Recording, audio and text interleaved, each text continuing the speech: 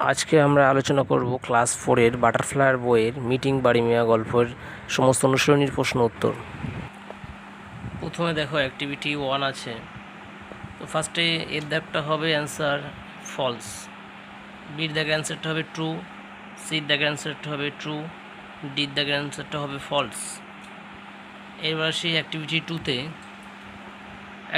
তোমরা উত্তর লিখবে Subal felt very excited before they started their journey. তারপর দেখো অ্যাক্টিভিটি 3 আছে। এখানে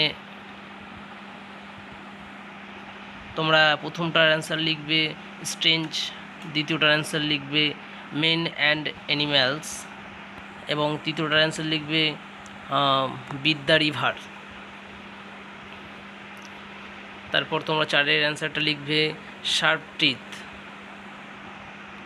তারপরে দেখো আছে অ্যাক্টিভিটি 4।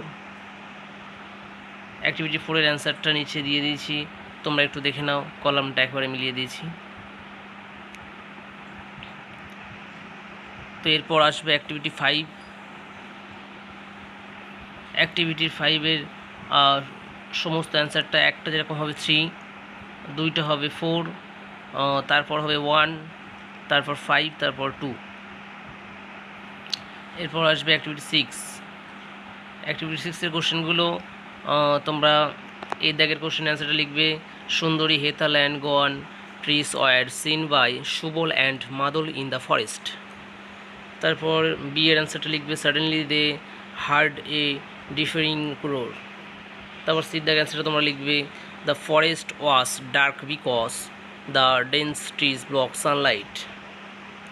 তারপর ডি দাগের অ্যান্সারটা তোমরা লিখবে the tiger amble away because the two brothers took like statues they did not challenge the tiger.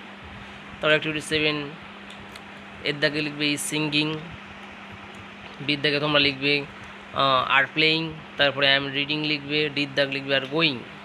তারপর আসবে 7-এর বি, তো এটার অ্যান্সার লিখবে এক দাগে ইজ ড্যান্সিং, তারপরে ইজ লাফিং, তারপর লিখবে ইজ বাইং, ইজ ইটিং।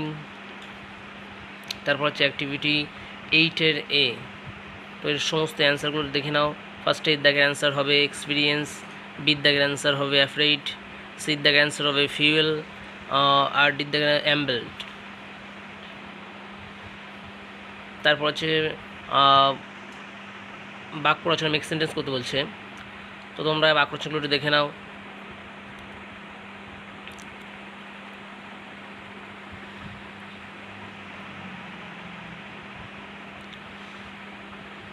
তারপর অ্যাক্টিভিটি 9-এর ছোট করে দিয়েছি, ওটা একটু দেখে নাও।